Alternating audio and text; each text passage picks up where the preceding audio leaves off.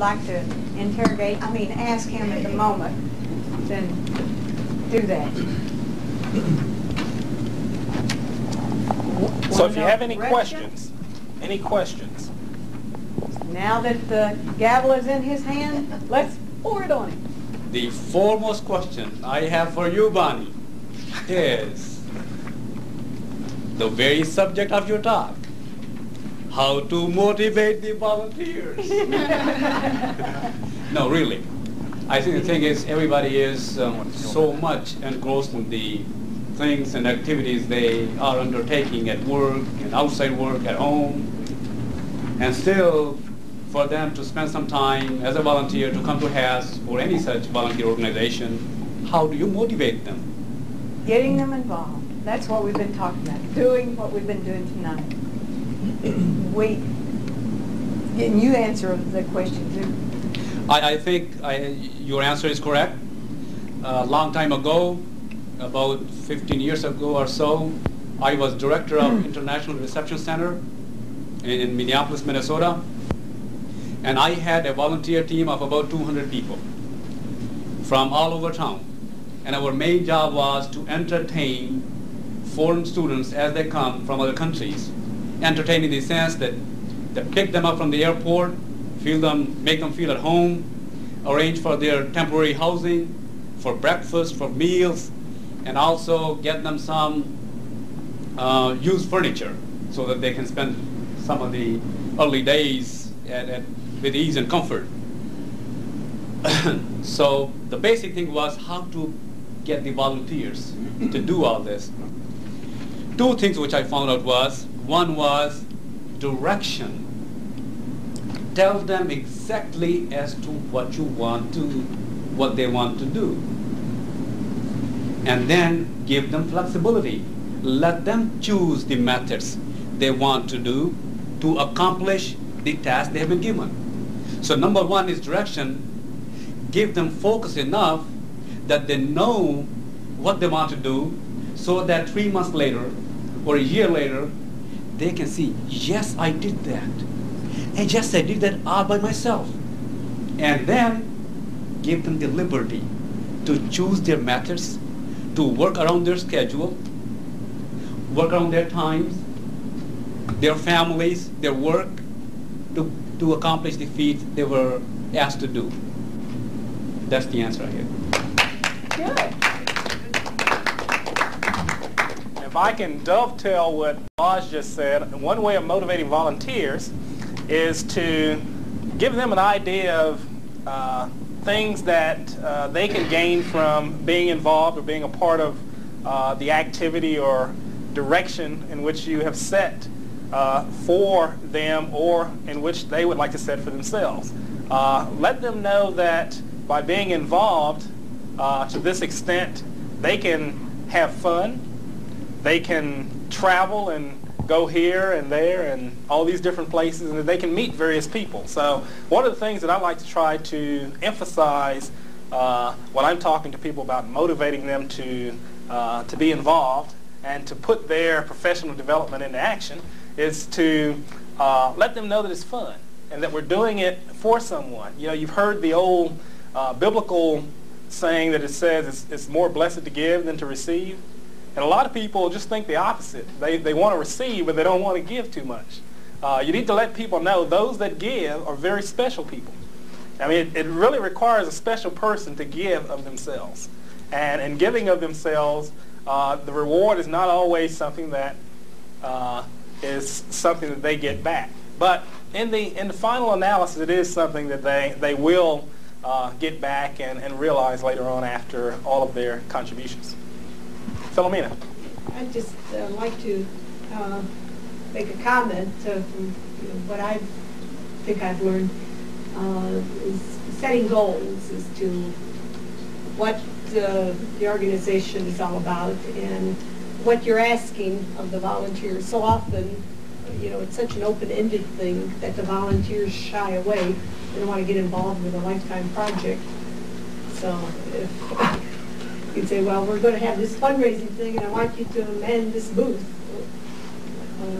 that's something they can comprehend, and can make a commitment to, but you say join and become president.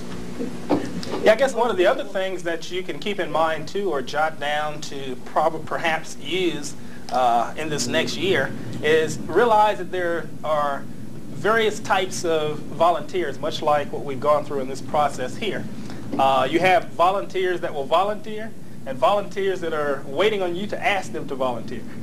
Okay? Sometimes you have to delegate things because people just don't automatically volunteer. And then you'll be surprised how many additional volunteers you'll get. Sam? I think there's one other thing that you got to be very careful of, and that is don't prejudge what you think this person is going to like or not like, or how he's going to perform or not perform, or whether they're going to be successful or not successful. I think that the thing I got out of this evening, amongst other things, was the opportunity to interrogate. I guess in all these years I've been involved, I've really been hesitant to interrogate. I use the word strongly rather than this interview. Some of the people, because I presumed I knew them already, in most cases, or gave them a job and figured if they didn't work there, I'll put them somewhere else. And I realize how arrogant and how poor that is. We recently did something at our company to determine the perceptions of our employees, coworkers, and subordinates and supervisors. And secretly, with no way of finding out who did what to whom, they handed out some brochures that asked questions relative to the people who work there. And as I say, it was your superiors and your subordinates and co-leaders. And then they put it all together, some independent company, and then we got the results. And it was very surprising to me to find out how many of us were perceived differently than what we really were. We got that tonight on the video. I didn't perceive myself getting up there as coming out the way it did on the video, the pros and cons, but I think the thing is my perception was entirely different when seen. And I think that that's what we generally do with our workers. And volunteers, I like the example given about the shoes with the 2 feet. Good story. So I think that be careful of arrogance. Any other comment or question? I guess I have one quick one. Since we were talking about the 3 legs of an organization, how we need to have a little social and a little technical emphasis and a little of this and that. When we're looking at the social leg of our various organizations, Bonnie, give us a few tidbits as to some things that we could use when we're in that kind of situation. Many times we freeze up, like if we were put in a dyad type of thing. We could be at a club somewhere or just in the lobby of a hotel, and somebody walks up to us and just starts interacting. What do we do in those kind of instances if we're not used to being in that social circle? If you can remember what I call the 90-10 plan, think of the other person 90% of the time and not worry about what's happening with you, what they're thinking about you. Like the one guy that wrote a book, he said they were having this meeting for him, and he was just talking about himself all night and about his wonderful book, and finally he said, enough about me, let's talk about you. What did you think of my book? Sometimes if we can think of the other person rather than ourselves all the time, that will help. And the way that we can do that, you remember it from high school, probably, certainly in college, is who, where, when, what, how, and why. If you can just learn those questions to ask. Now, if you're coming, we teach in some of the seminars even how to come into a room. And basically you come into the room, stand by the door, look around and see another person who looks alone. And then go up to that person and start a conversation. And then you'll notice that people will start coming around you. Rather than going to a big crowd, like I saw Mary Tyler Moore one time, all these people were in big shoes saying, mingle, mingle, mingle, mingle, mingle, mingle. She was trying to get in the group, you know, and she couldn't get herself edged into the group. So start your own group. Just like, you know, new organization, who was it, this fairly new organization they were talking about? Yes, here. So start your own group by looking around and giving yourself, idea you were saying, to another person if you see somebody standing alone. That can help. What about toasting, for okay, example? Toasting. There's a proper way and an improper way. The people here should be the leaders, should be the ones. Toasting is coming back into vogue. And toasting can be done with a concise, I thought a beautiful one at Cedarhurst Saturday night for a person's 50th birthday. And toasting started probably, some of you know, back in the 17th century when they thought that throwing a few croutons in some wine or a drink would get all the impurities out, and they would toast someone and say something nice about the other person. Sometimes it's not so nice, but usually it is. And then where they got the idea of throwing the glass against the fireplace was they would toast to the Queen and God and country, and that was supposed to be the highest toast you could do, so you could never toast a higher one than the Queen, so you threw the glass against that was about the 19th century, against the fireplace. But a toast is very simple, and anyone can make the decision to toast another person. But people in this group, if you have someone that's done an excellent job like Arthur Henderson has for the organization, and it doesn't matter, you don't have to have a crystal glass,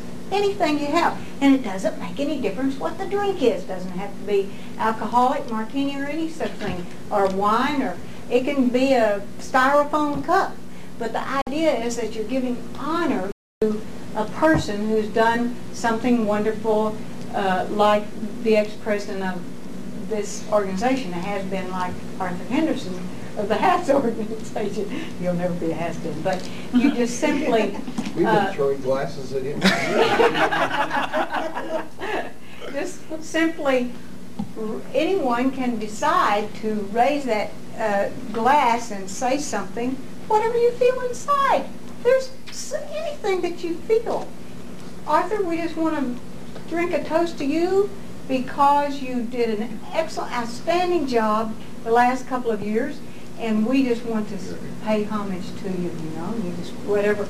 It doesn't matter what you say. The idea is you're honoring someone. So you, as association leaders, bring it back into vogue into your organization because it's fun to do. It's as much fun and not as permanent as a gold watch. Oh my. So let's toast each other for all occasions. Learn to give each other standing ovations. If we don't compliment each other, every time you have a meeting, if somebody has the guts to get up and say something. When I was 14 years old, was running for state song leader, I got up in front of those 5,000 eyes, forgot what the name was, what the song was, anything like that, and I ran off the stage and said, I can't do it. And my main leader got me back up on stage, and I went through it and got over that. And I made the decision then, I am going to get used to speaking in front of groups, even if I did grow up on a cotton farm in Arkansas with no running water, hot electricity, pick cotton. Doesn't matter what your background is. One of my best friends grew up with a silver, I think it was gold, spoon in her mouth. And what does it matter what country you're from, whether you're a redheaded grandmother or you're a shy, handsome man from Michigan. I got 2 single daughters. Are you married? Okay. Arthur has something that he's held up, and I say that this sweet person has already done his. We would really, hats need for you to fill this out. because we want to know how you felt about the seminar. We want honesty and flowers. I mean, honesty. And So what if we do could you get feel? everyone to fill this out tonight before Yes. you leave, Now you we would have appreciate a it. copy in your book to take back to your organization, so you can copy it off and use it for your organization, so that everything you do, let them analyze it. Is it a good idea? Did we have fun? Did we learn something? Can we go back and participate? So fill it out if you would right now. Now, Yes. Are copies of this tape available or Oh, going yes. to be available? Now, they're going to have 5 copies that the club will own that you may check out. But if I were you, each one of you in this room, I would get my own copy, somehow, some way. Now, you can get them from Abed Production if you want to, but take them off of what he has. Whatever you want to do, but get a copy. So there are 2 options. Hats will have 5 available for checkout. No. You might borrow one of their No, books. Oh, Mark, okay. do you mind getting one? But anyway, hats will have 5 of these tapes available to check out for your organization, so they can look at some of the things that we did and perhaps analyze, learn some techniques and some do's and don'ts. Also, if you're interested in obtaining a copy, you can either copy the copy that we're going to let you check out, or we'll have another contact at the HATS address and phone number for purchasing your own copy of the I tape. have a copy of her. That's all there is to it. Right. How much will it be? Do you know? Buy a copy? Well, it will be known by the HATS. They haven't decided yet. Yeah, we don't know yet. He's getting that politician's finesse, you know, where you ask him, going to raise taxes? No. Well, I think that's very in-depth question and so forth. If you want to learn a little bit more about building a better you starting now, or you'd like to have a copy for your organization, this is part of the National Speakers Association. That's actually me. Vision Behind Your Decision. And they're $12.95, but half of it goes to the HATS organization, so I thought if you'd like to have it. I have other books too, but these, and we did bring a few copies with us tonight. Checks or cash with 3 references. Let's give Bonnie a big hand for assisting us here. Great group. And thanks to all of you for coming. We certainly hope that you gained something from these 2.5 hours.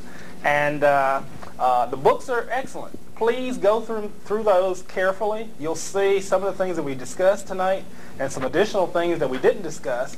It's got some great content in it. And there is a bibliography section inside which references not only this book, but some additional books that you may want to either check out from the library or even purchase for your own home library or office library. Books that are very excellent in assisting you in motivating volunteers, doing your job or volunteer efforts better. So again, we thank you for coming, and you'll be hearing from us again. Thank you. So we'll cut the tape here. Question. Thanks for